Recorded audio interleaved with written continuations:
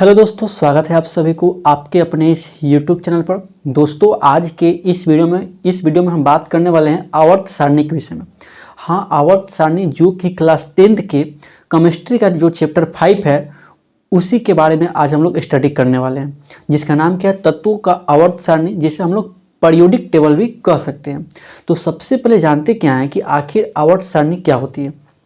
देखिए, अभी तक आपको पता है और मैंने बताया भी है कि अभी तक कुल 118 तत्वों को खोजा जा चुका है। 118 एलिमेंट का हम लोग सर्च कर चुके हैं। उसमें से कुछ धातु है, कुछ अधातु है, कुछ उपधातु है, और तो और बोले तो उसमें कुछ भौतिक तथा रासायनिक गुण में समानता पाई जाती है और कुछ में क्या होती है, असमानता पाई जाती है। क्योंकि किसी भी चीज़ में उसका फिजिकल प्रॉपर्टीज भी होता है, उसका केमिकल प्रॉपर्टीज भी होता है, यानी कि भौतिक तथा रासायनिक दोनों गुण उसमें पाए जाते हैं। तो देखिए, 118 तत्वों को जो है ना भौतिक तथा रासायनिक गुणों के आधार पर उसे जो है ना एक सारणी में सजाया गया। सब जो तत्व है उसके भौतिक तथा रासायनिक गुणों में समानता के आधार पर, समानता और असमानता के आधार पर। इसलिए ध्यान दीजिएगा कि 118 तत्वों को, यानी कि सभी तत्वों को भौतिक तथा रासायनिक गुणों के आधार पर जो है ना एक सारणी में सजाया गया। उसी सारणी को क्या बोलते हैं, आवर्त सारणी बोलते हैं। उसी सारणी को जो है हम लोग आवर्त सारणी बोलते हैं। ऐसे आप लोग कहीं ना कहीं देखे होंगे आवर्त सारणी को, पीरियोडिक टेबल को उसमें सजाया गया रहता है। S block, P block, D block and F block के आधार पर जो होता है उसे सजाया गया रहता है। अब इसको देख लेंगे ना, उसके बाद हम लोग पीरियोडिक टेबल को ही देखेंगे। सबसे पहले देखते हैं कि आखिर जो है 118 तत्वों को सजाने की प्रक्रिया आरंभ कहाँ से हुई थी। सबसे पहले इस पर पहल किसने किया, आखिर क्यों सजाने का प्रयास किया गया। तो ये तो मैंने बता दिया आपको कि किसी भी तत्व के भौतिक तथा रासायनिक गुण में क्या होते हैं, समानता और असमानता होती है। उसको उपयोग में लाने से पहले जो है उसकी हम लोग समानता और असमानता को देख के ही क्या करते हैं, उसका हम लोग उपयोग करते हैं, उसका यूज करते हैं। तो समझते हैं, जैसे गैस को इकट्ठा रखा गया, अक्रिय गैस को इकट्ठा रखा गया, हाइड्रोजन वाले गुण को इकट्ठा रखा गया था, यानी कि सभी को क्या किया गया था, अलग अलग रखा गया था भौतिक तथा रासायनिक गुणों के आधार पर। देखिए, आवर्त सारणी जो है ना, आवर्त सारणी को सजाने का श्रेय जो होता है सबसे पहले जो है ना न्यूजीलैंड ने, डोब्रेनर ने स्टार्ट किया था। यानी कि आवर्त सारणी जो होता है उस समय तत्व भी कम ज्ञात थे। उस समय लगभग जो आपका 56 तत्व ज्ञात थे। उस समय जो ना 56, यानी कि जो थोड़ियम आपका पार्ट होता है, थोड़ियम, वहाँ तक जो है तत्वों की संख्या ज्ञात थी। अभी तो 118 पहुँच चुकी है, तो ये तो हमेशा मिलते रहती है। तो उस समय जो है ना सबसे पहले जो है आवर्त सारणी में तत्वों को सजाने की जो प्रक्रिया जो है ना डोब्रेनर ने स्टार्ट किया था। और डोब्रेनर जो है ना इसका एक त्रिक नियम दिया। कौन सा नियम दिया, त्रिक नियम दिया। और यह त्रिक नियम जो है ना 1817 में दिया था। लगभग जो है 1817 ईस्वी में डोब्रेनर ने एक त्रिक नियम दिया। समझते हैं कि आखिर यह त्रिक नियम क्या होती है।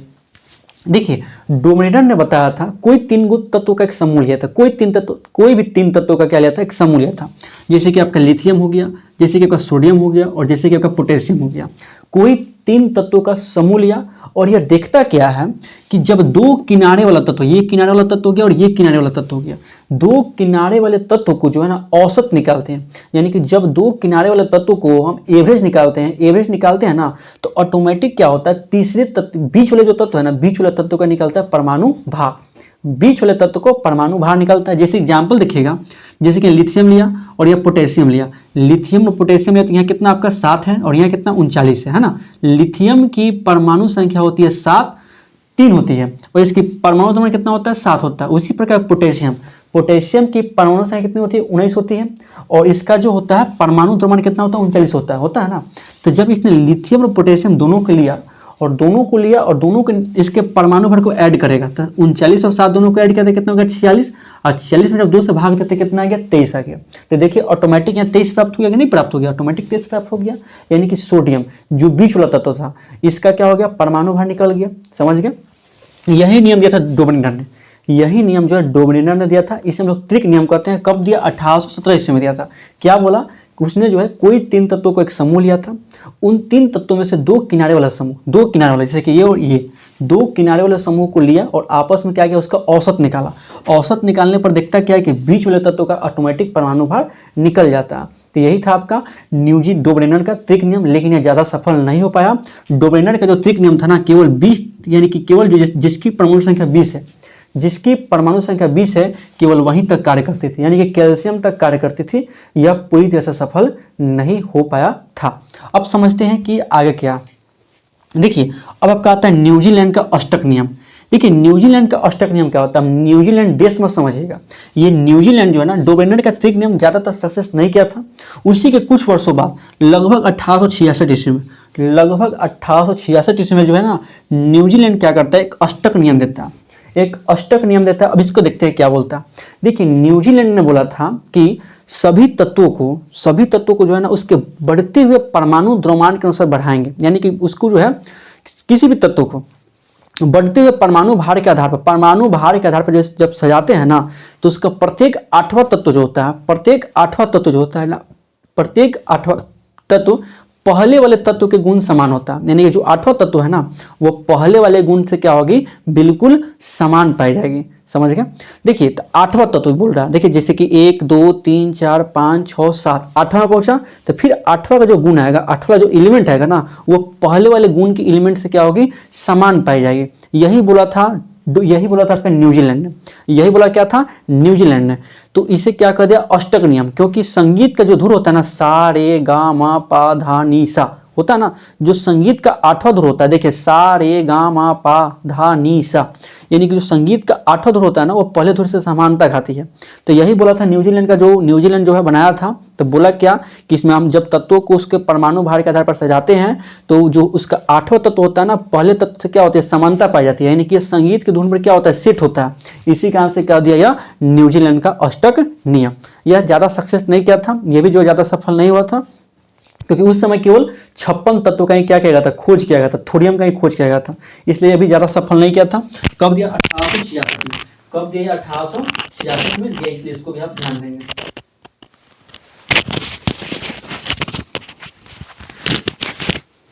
ठीक है, अब देखते हैं आगे। अब आपका अगला बोल रहा है मेंडलीव का नियम। देखिए ये कुछ अच्छा काम किया था, मेंडलीव जो है ना कुछ अच्छा काम किया परमाणु के खोज में, जो है ना इसने कुछ अच्छे काम किया। अब देखते हैं कि इसने क्या किया। देखिए सबसे पहले अब इसकी के कुछ वर्षों बाद, लगभग 3-4 वर्षों के बाद जो होता है ना 1869 ईस्वी में, लगभग कुछ वर्षों के बाद यानी कि 1869 ईस्वी में जो है ना मेंडलीव नाम का एक साइंटिस्ट था जिसने जो है ना आवर्त सारणी से संबंधित कुछ नियम बताया। आवर्त सारणी से संबंधित क्या बताया, कुछ नियम बताया। देखते हैं कि यह नियम क्या बताया। आवर्त सारणी के संबंधित इसने एक नियम बताया और बोला कि किसी भी तत्व को भौतिक एवं रासायनिक गुण, यानी कि कोई भी तत्व जो होता है ना उसका भौतिक एवं रासायनिक गुण जो होता है ना उसके परमाणु भार के क्या होता है, आवर्त फलन होता है। उसके परमाणु भार के जो क्या होते हैं, समतुल्य होती है, यानी कि परमाणु भार के क्या होते हैं, समान होती है। यही बताया था मेंडलीव का आवर्त सारणी, यानी कि मेंडलीव का नियम यही बताया था कि कोई भी तत्व का भौतिक तथा रासायनिक गुण होता है ना उसके परमाणु भार क्या होती है, समतुल्य होती है, यानी कि परमाणु भार के समन्वय होती है। और मेंडलीव के आवर्त सारणी में कुल 7 आवर्त थे। कुल कितने आवर्त थे, 7 आवर्त थे, और इसमें कुल 9 वर्ग थे। अब बात करेंगे आगे कि आखिर आवर्त और वर्ग क्या होते हैं। अभी बस आप इतना समझिए कि मेंडलीव के आवर्त सारणी में कुल 7 आवर्त थे और कुल 9 वर्ग थे, और इसका खोज कब किया था, 1869 ईस्वी में इसका जो है खोज किया गया था। ये समझ गए। अब देखिए मेंडलीव जो अपना कार्य किया, उस समय के ज्ञात तत्वों को बहुत अच्छे तरीके से लेकर सजा दिया, बहुत अच्छे तरीके से सजाया, लेकिन यह भी जो है पूरी तरह से सफल नहीं हो पाया, क्योंकि इसमें भी कुछ डिमेरिट रह गया, दोष रह गया, और उसी दोष को निवारण करने के लिए आगे जैसे बढ़ते हैं तो मेंडलीव का आवर्त सारणी क्या हो गया, पूरी तरह से खत्म हो गया, क्योंकि उसके बाद जो है बैलेंस नहीं कर पाया, इसलिए मेंडलीव का आवर्त सारणी क्या कर दिया, समाप्त कर दिया गया, यह यूज नहीं किया जाता। तो देखते हैं कि आखिर यह दोष कौन कौन सा था। देखिए सबसे पहला दोष क्या बोलता है, सबसे पहला आपका दोष बोलता क्या है कि इसमें हाइड्रोजन को 2 वर्गों में स्थान दिया गया था। अब देखते हैं कि हाइड्रोजन को 2 वर्ग में स्थान क्यों दिया गया था। देखिए हाइड्रोजन जो है ना ग्रुप 1 का सदस्य है, जिसे हम लोग क्षार धातु कहते हैं। क्या बोलते हैं, क्षार धातु बोलते हैं, अल्कली मेटल बोलते हैं। और इसका जो है ना हाइड्रोजन का संबंध जो हीलियम से भी होता है, यानी कि हाइड्रोजन जो है एक क्षार धातु है और एक हीलियम के जैसा जो है रिलेशन बनाता है, यानी कि हीलियम के भी गुण को यह प्रदर्शित करता है। इसलिए जो है इसको 2 वर्गों में रख दिया, एक था हाइड्रोजन में रख दिया और एक क्या कर दिया, इसको हीलियम में रख दिया, यानी कि 2 वर्गों में क्या कर दिया, बांट दिया। एक पहला ग्रुप और एक आपका 18वां ग्रुप, जिसे अक्रिय गैस कहते हैं। दोनों वर्ग में क्या किया, यह बांट दिया। फिर देखिए समान गुण वाले तत्वों को अलग अलग रख दिया। अब समान गुण वाले तत्वों को भी अलग अलग रख दिया था, जैसे कि आपका सोना चांदी है ना, यानी कि इन समान गुण वाला जो तत्व होता था ना, समान जिसका गुण क्या है, समान है, उसको भी क्या कर दिया था, अलग अलग रख दिया था। इसलिए जो है ये भी तो अच्छी बात नहीं थी, क्योंकि उसका काम क्या था, समान गुण वाले तत्वों को एक जगह बताना, लेकिन इसने क्या कर दिया था, अलग अलग रख दिया था। फिर देखिए अगला बोल देना समासनिक का स्थान नहीं दिया था। अब देखिए कोई भी समासनिक होता है ना, आइसोटोप्स का भी क्या किया था, यह स्थान नहीं दिया था, जबकि समासनिक का स्थान देना था, लेकिन यह जो है नहीं दे पाया था। इसी कारण से अभी इसका एक डिमेरिट हो गया। फिर देखिए क्या बोल रहा था, उच्च परमाणु भार, यानी कि हाई जिसका एटॉमिक वेट था, हाई एटॉमिक वेट था, उच्च परमाणु भार वाले तत्वों को कम परमाणु भार वाले तत्वों से पहले रख दिया। समझते हैं कि उच्च परमाणु भार वाला तत्व, उच्च परमाणु भार वाला तत्व को जो है कम परमाणु भार वाले तत्व से क्या कर दिया, पहले रख दिया। जैसे कहने का मतलब आप समझिए, जैसे सोडियम था, जैसे क्या सोडियम जिसकी परमाणु संख्या कितनी होती है, परमाणु भर 23 होता है। और एक समझिए कि आप ले लेते हैं हम, एक समझिए कि मैग्नीशियम, तब मैग्नीशियम कितना हो गया आपका 24 हो गया।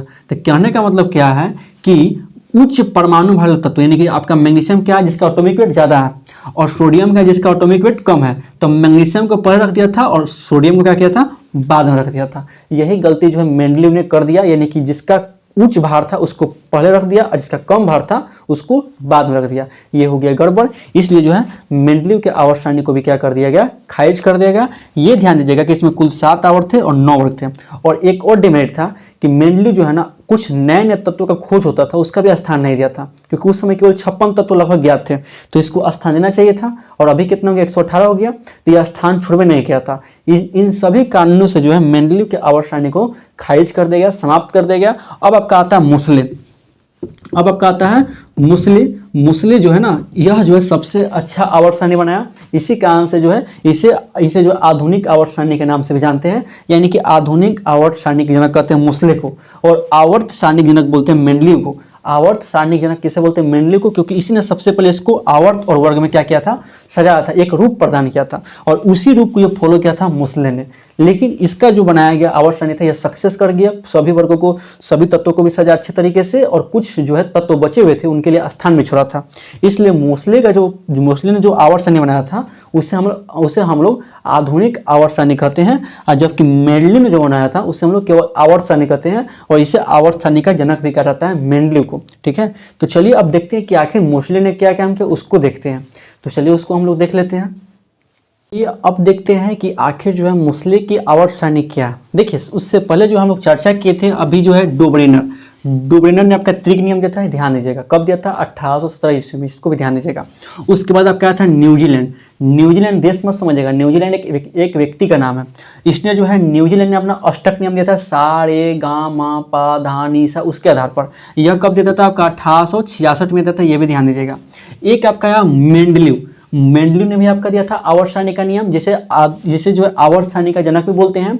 यह अपना नियम दिया था, यह कब दिया था आपका बोले तो 1869 में दिया था। और एक आपका आता है मुसले ने जो है ना सबको जो आपका आवर्त सारणी है ना उसको एक आधुनिक रूप से तैयार किया, और जो मेंडलीव का दोष है ना उसको सब पूरे दोष को क्या किया, दूर करने का प्रयास किया, और दूर हो भी गया।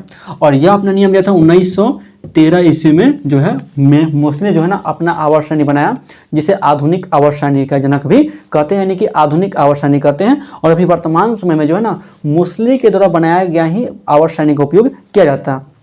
अब समझते कि आखिर जो है मुसले यह काम किया कैसे।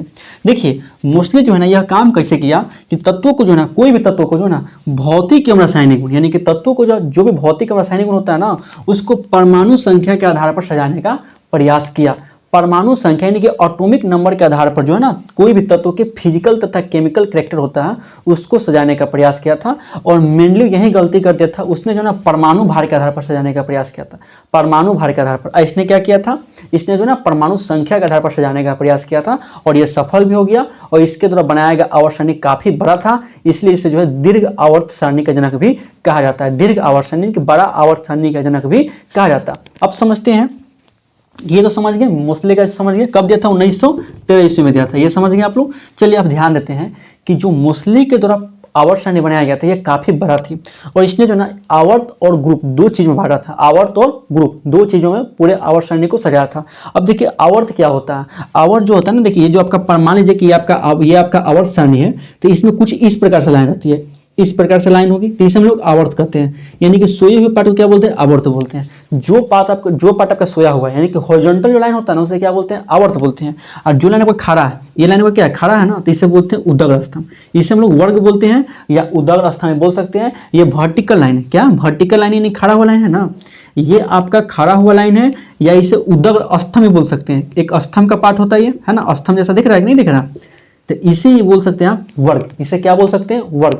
और जो सोया हुआ पार्ट उसे क्या बोल सकते हैं आप, जो सोया हुआ पार्ट इसे क्या बोल सकते हैं, आवर्त, क्या बोल सकते हैं, आवर्त।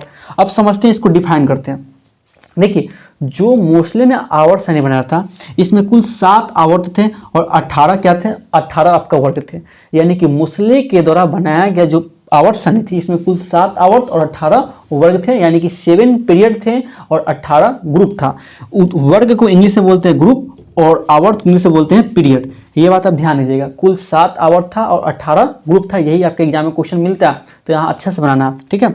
अब देखिए आवर्त किसे कहते हैं, ध्यान दीजिएगा। पीरियड किसे कहते हैं, तो देखिए नहीं, हॉरिजॉन्टल लाइन था ना, हॉरिजॉन्टल लाइन था यानी कि क्षैतिज कतार था, यानी कि आवर्त सारणी के क्षैतिज कतार, क्षैतिज मतलब सोया हुआ पार्ट, ठीक है ना, सोया हुआ पार्ट। तो आवर्त सारणी के क्षैतिज कतार को क्या बोलते हैं, आप आवर्त बोलते हैं, यानी कि उसे हम लोग बोलते हैं पीरियड, बोलते हैं पीरियड, समझ गए ना। यानी कि आवर्त सारणी के जो है क्षैतिज कतार को हम लोग क्या बोलते हैं, आवर्त बोलते हैं। अब ध्यान देते हैं कि इसकी संख्या कुल कितनी होती है, 7 होती है। अब समझते हैं कि वर्ग क्या होती है, अब समझते हैं कि वर्ग क्या होती है।